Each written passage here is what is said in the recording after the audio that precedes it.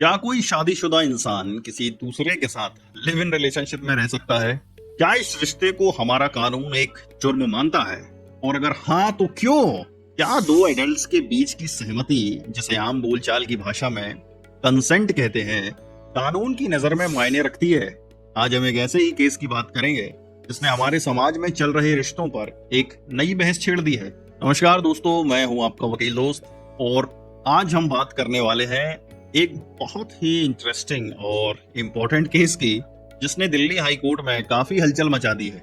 आज हम सीखेंगे कि कैसे हमारे देश की अदालतें समय के साथ बदल रही हैं और कैसे वो समाज के बदलते रिश्तों को एक नए नजरिए से देख रही हैं। हम जानेंगे कि कानून में कंसेंट का क्या मतलब होता है और कैसे एक शादीशुदा इंसान के साथ रिश्ते में रहने पर कानून क्या कहता है। ये कहानी सिर्फ कानून की धाराओं की नहीं, बल्कि रिश्तों की जिम्मेदारी की है और सही गलत की है। तो अपनी कुर्सी की पेटी बांध लीजिए, क्योंकि आज की उड़ान बहुत ही शानदार होने वाली है। तो कहानी शुरू होती है 2020 में, जब एक पायलट साहब की मुलाकात होती है एक एयरलाइन में काम करने वाली महिला से। अब पायलट साहब की नौकरी ऐसी थी कि वो अक्सर फ्लाइट में रहते थे और हमारी कहानी की नायिका भी उसी एयरलाइन में कैबिन क्रू का काम करती थी। तो इन दोनों की मुलाकात एक फ्लाइट में हुई। तो भाई, फ्लाइट में क्या क्या नहीं होता। कभी कभी तो लोग अपना सामान भी भूल जाते हैं और कभी कभी तो दिल दे बैठते हैं।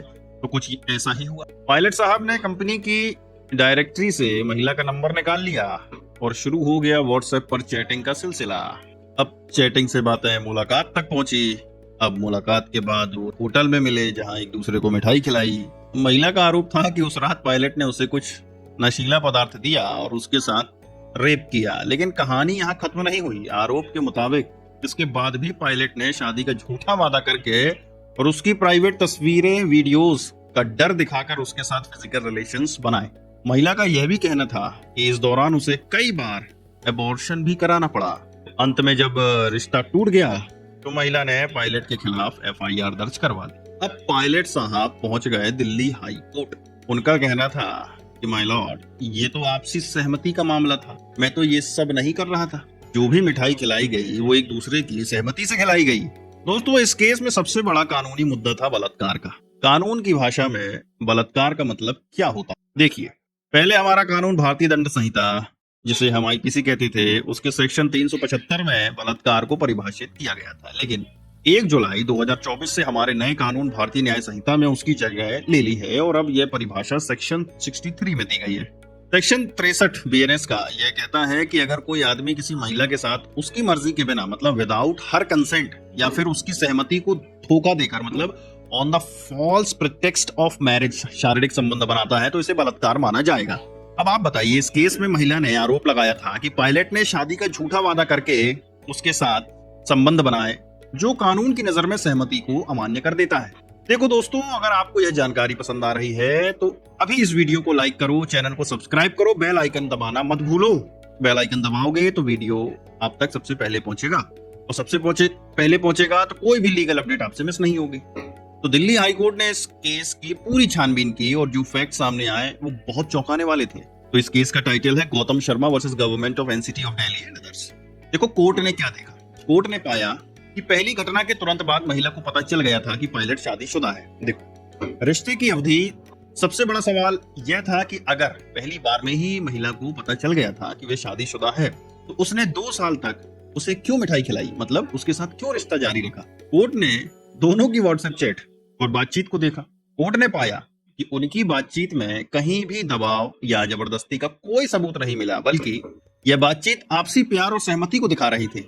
दिल्ली हाई कोर्ट की जस्टिस स्वर्णकांत शर्मा ने बहुत ही शानदार और प्रगतिशील बात कही। उन्होंने कहा, अगर 2 एडल्ट्स, भले ही उनमें से एक शादीशुदा हो, एक साथ रहने या शारीरिक संबंध बनाने का फैसला करते हैं, तो उन्हें अपने इस फैसले की जिम्मेदारी भी लेनी होगी। उन्होंने आगे कहा कि जज अपनी निजी नैतिकता या पुरानी सोच को किसी पर थोप नहीं सकते। बिल्कुल सही बात है। उन्होंने जोर देकर कहा कि कानून को समय के साथ बदलना चाहिए। कानून स्थिर नहीं हो सकता, उसे समाज के बदलते नियमों के साथ आगे बढ़ना होगा।